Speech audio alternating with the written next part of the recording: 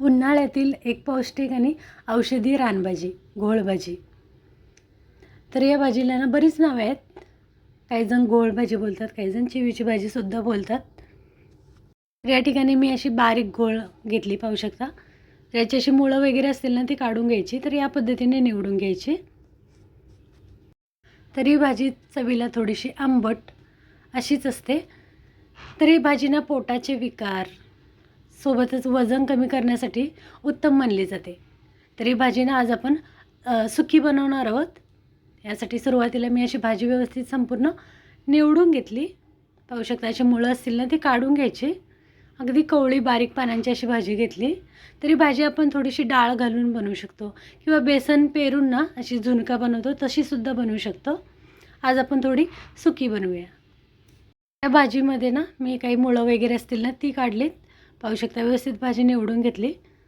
तर ही भाजी थोडीशी अशी चिरून न घेता हातानेच आपल्याला तोडून घ्यायची. या पद्धतीने पाहू शकता. तर ही भाजी थोडीशी अशी बुळबुळीत अशी असते. त्यासाठी न चिरता अशीच आपल्याला हाताने तोडून घ्यायची आणि पाण्याने 2 ते 3 वेळा स्वच्छ धुवून घेऊ. व्यवस्थित भाजी अशी हातानेच तोडून घेतली. आणि पुन्हा यामध्ये काही मोठे देठ वगैरे असतील ना ते काढून घ्यायचे. त्या पद्धतीनेच मी या ठिकाणी संपूर्ण भाजी जी आहे ना ती तोडून घेतली. आता ही धुवून घेऊ, चाळणीवर गाळून थोडा वेळ पाण्यात ठेवून देऊ. म्हणजे काही माती वगैरे असेल ना या भाजीमध्ये, माती जास्त असते ते यासाठी 2 ते 3 वेळा स्वच्छ धुवून घेऊ आणि पाण्यामध्ये ठेवून देऊ. म्हणजे काही माती वगैरे असेल तर ती बाजूला होईल. या पद्धतीनेच मी भाजी छान व्यवस्थित निवडून घेतली, धुवून घेतली आणि चांगली चाळणीवर नितळून घेतली.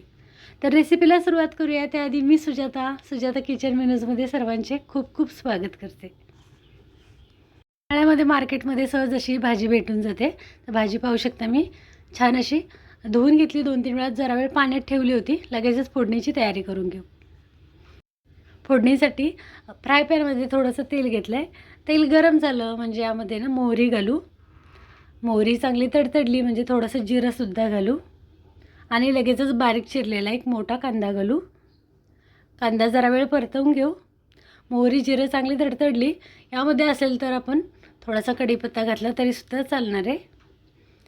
ही भाजी ना आपण थोडासा खरडा हिरवी मिरची, लसूण ठेचलेला घातला तरीसुद्धा चालणार आहे किंवा अगदीच लाल तिखटामध्ये बनवलं तरीसुद्धा चालणार आहे. तर आज ना मी थोडंसं लाल तिखट घालून बनवत होती, यासाठी हिरवी मिरची घातली नव्हती. तर अगदीच थोडीशी हिरवी मिरची घातली ना म्हणजे अगदी छान अशी चव येते. कांदा घातला आहे एक मोठा बारीक चिरून आणि लसूण घेतला आहे. लसूण थोडा जास्त घ्यायचा आहे. लसूण 7 ते 8 पकड्या ठेचून घेतल्यात. कांदा लसूण तेलात चांगलं परतवून घेऊ. कांदा थोडासा लालसर होत आला म्हणजे टोमॅटो घातला आहे. तरी भाजी चवीला थोडीशी आंबट अशीच असते. यासाठी ना टोमॅटो अगदी थोडा घातला आहे. परतवून घेऊ आणि लगेचच यामध्ये घातलेत भाजलेले शेंगदाणे थोडेसे.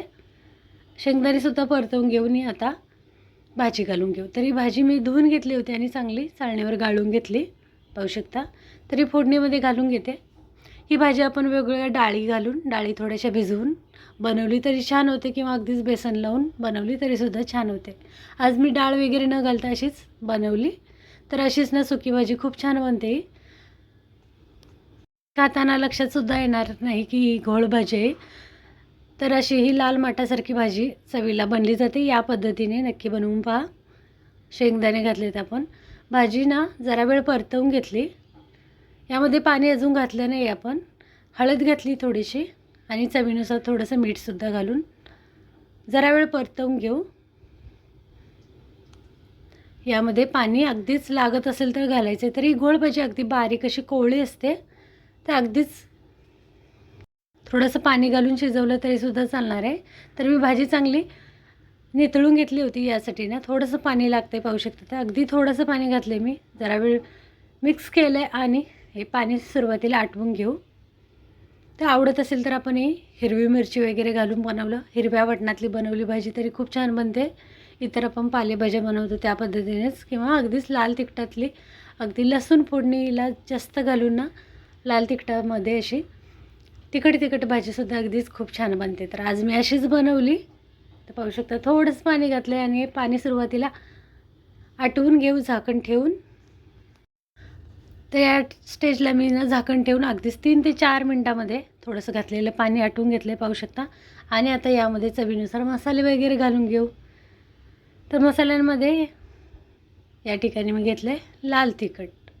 लाल तिखट थोडंसं जास्त घालून असं आपण हे बनवतो आहे.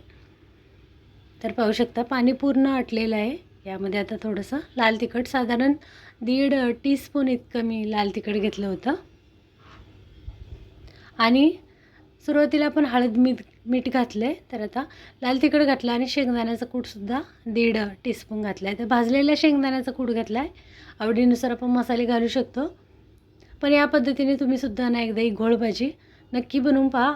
जरासुद्धा बुळबुळीत बनणार नाही आणि आंबटसुद्धा लागणार नाही. अशी ही एकदम सुकी सुकी अशी चवीला भारी भाजी बनली जाते. तर पाहू शकता जरा वेळ मी मिक्स केलं आहे आणि झाकण ठेवून शेवटी ना 1 मिनिटभर मंद आचेवर वाफवून घेऊ, म्हणजे भाजीला मस्त असं तेल सुटलं जाईल.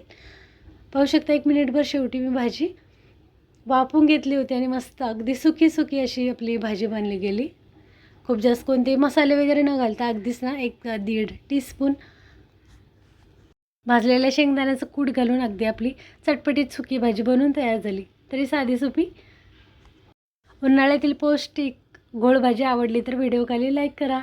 चॅनल पण नवीन असाल सुजाता किचन विनज या आपल्या चॅनलला अजून सबस्क्राईब केलं नसेल ना तर सबस्क्राईबसुद्धा करा. तर पुन्हा भेटूया मस्त अशा नवीन रेसिपीसोबत. धन्यवाद.